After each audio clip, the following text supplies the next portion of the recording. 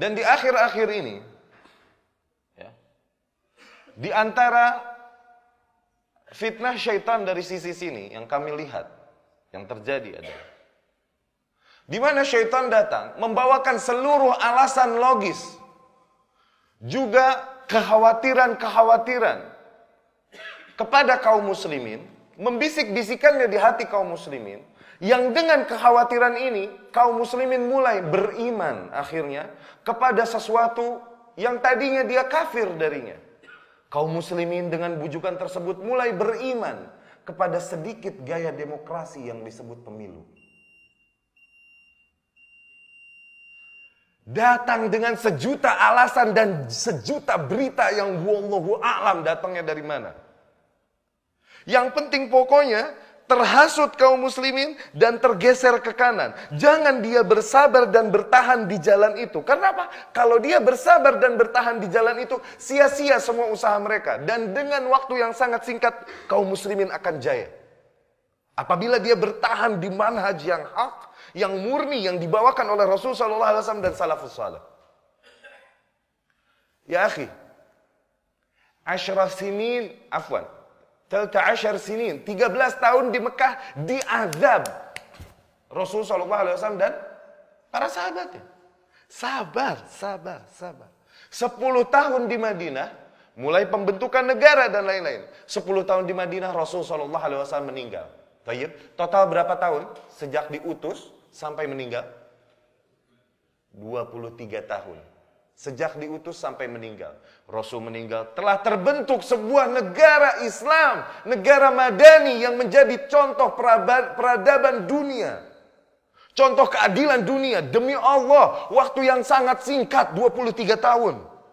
Untuk perkembangan sebuah umat. Dari umat yang ditindas, yang ghuraba, yang sedikit, yang pemimpinnya dilemparkan kotoran.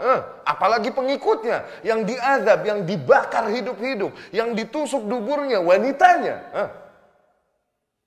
Dari kaum yang sedemikian lemah menjadi sebuah kaum yang menggetarkan dua kekuatan dunia ketika itu, Romawi dan Persia, dan berani mengutus surat kepada mereka.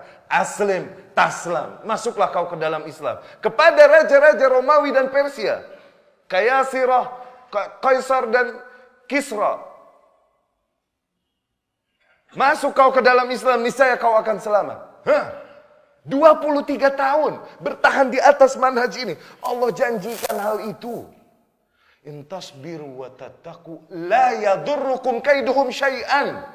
Apabila kau bersabar, bertakwa, maka makar mereka segimanapun, caleg manapun yang mereka deketin, nggak bakalan berefek buruk bagimu. Datang syaitan membisikkan kepada kita, apabila kau tak menangkan suara dan mengikuti gaya kafir demokrasi ini, nanti suaramu justru akan diambil oleh kafir. Nanti yang akan menguasaimu adalah orang-orang kafir. Kata siapa? Sementara Allah janjikan apabila kalian beriman dan bertakwa, justru Allah berikan kuasa atas kalian. Apabila kita beriman, berakidah kuat, dan tidak mendekati gaya-gaya kafir itu. Tayyib. Berdasarkan lillahi ta'ala, karena akidah kita wala dan bara kita kepada Allah. Kemudian apakah Allah akan jadikan justru penguasa kafir atas kita karena kita beriman dan bertakwa? Seburuk itukah pikiranmu tentang Allah? Allah janjikan kepada kita, wa'adallahu alladhina amanu minkum wa amilus salihat la yastakhlifannahum fil ard. Allah janjikan kepada kalian, orang-orang yang beriman dan beramal saleh, Allah akan berikan mereka kuasa di muka bumi. Bukan justru dikuasai oleh kafir dan zindik.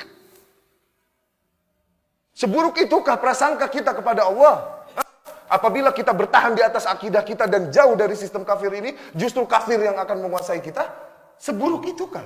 Allah akan berikan kuasa kepada kafir karena kita beriman, bertakwa, berwala dan bara?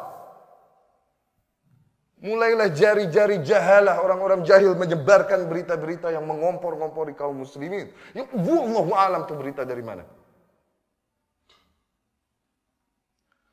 Demi Allah, jangan pernah mengira dengan memilih pemimpin yang mendingan, yang lebih baik, kemudian keadaan akan jadi lebih baik. Demi Allah, jangan. Bani Israel kanat tasusuhumul anbiya. Mereka selalu diasuh, diatur, diiringi oleh para nabi dan rasul. Kalimullah ya akhi, kalimullah. Kalimullah tahu? Orang yang ngobrol sama Allah. Kalam sama Allah. Hah? Musa alaihi salam. Yang mengatur, mengasuh Bani Israel. Pemimpinnya. Oke. Musa alaihi salam. Terus jadi benar tuh kelakuan kaum. Manusia selevel Musa alaihi salam yang ngatur. Hah? Apa kita kira dengan mendatangkan pemimpin baik kemudian keadaan akan baik? Tidak. Permasalahan bukan pada pemimpin siapa. Tapi pada diri kalian. Sudahkah kalian memurnikan akidah, wala, bara, iman, tauhid, sunnah? Sehingga pantas mengharapkan kebaikan dan maslahat yang terjadi.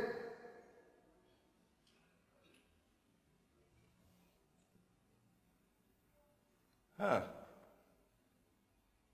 23 tahun. Demi Allah, waktu yang sangat singkat dalam membentuk sebuah negara. Apabila apa? Bertahan di atas jalan yang diperintahkan oleh Allah Subhanahu wa taala. Dan mereka memang musuh-musuh Islam menginginkan kita untuk mengambil langkah-langkah tersebut. Langkah-langkah yang diajarkan kafir dari pemilihan suara, kampanye dan lain-lain. Itu yang diinginkan musuh Islam. Dikarenakan apa? Kalau kita bertahan pada kemurnian manhaj kita, kita menang. Mereka kalah. Wallahu alam gimana caranya ntar urusan Allah mengatur semesta alam. Ibnu Qayyim al-Jauziyah rahimahullah berkata dalam Thariqul Hijratain, laisa sya'nul makhluk bitadbir. Bukan urusan makhluk dalam pentadbir, mengatur alam semesta dan lain-lain. Bukan. Urusan makhluk adalah lihat pada diri sendiri, sudahkah aku memenuhi hak-hak Allah atas diriku? Dari tauhid, dari akidah, dari amal saleh, taat dan lain-lain. Itu. Jadi jangan pusingkan diri kita dengan hal-hal yang wallahu alam entah akan terjadi seperti apa. Kemudian the closest way to judge the future, cara paling dekat untuk menebak masa depan, ya ini masa depan gaib. Iya, masa depan gaib. Tapi kalaupun mau menebak apa yang akan terjadi, itu apa? Dengan apa? By what we have suffered. Dengan apa yang pernah kita alami, pernah kita derita.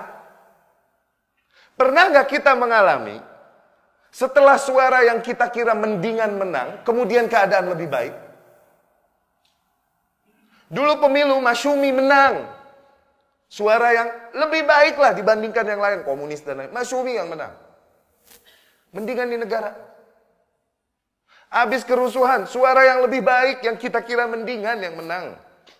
Ada 2 calon, 1 wanita, 1 lelaki. Yang lelaki ini membawa nama Islam. Katanya menang. Kemudian lebih baik negara kita? La. Ikhwanul Muslimin di Mesir menang. Kemudian lebih baik Mesir? Jangan pernah menyangka cara-cara kafiri akan mendatangkan maslahat padamu. Abadan. Itu bentuk akidah. Tadinya memilih atau tidak mungkin khilaf. Masalah memilih atau tidak. Namun ketika dengan memilih kau meyakini dengan itu kau akan mendatangkan kebaikan. Berarti kau mulai meyakini adanya cara-cara demokrasi kafir yang akan mendatangkan kebaikan bagi dirimu. Atau minimal sedikit kebaikan. Masalik syaitan. Fa inna lil haqqi mararah na'lamuha. Sesungguhnya pada hak terdapat rasa pahit yang kami ketahui. Namun hak tetaplah hal yang harus disampaikan. Sekian apa yang kami dapat sampaikan. Semoga apa yang kami sampaikan dapat menjadi bekal bagi kaum muslimin semua. Jadi itu menjadi renungan dan menjadi hal yang dapat disampaikan kepada keluarga dan kawan kita. Tidaklah keberadaan kita di sini dengan tujuan untuk menggurui, tidak. Namun hanya berbagi sedikit ilmu yang kebetulan kami dapat copy dari para ahli ilmu yang kami belajar pada mereka. Aqulu qawli hadza wa astaghfirullah li wa lakum. Assalamualaikum warahmatullahi wabarakatuh.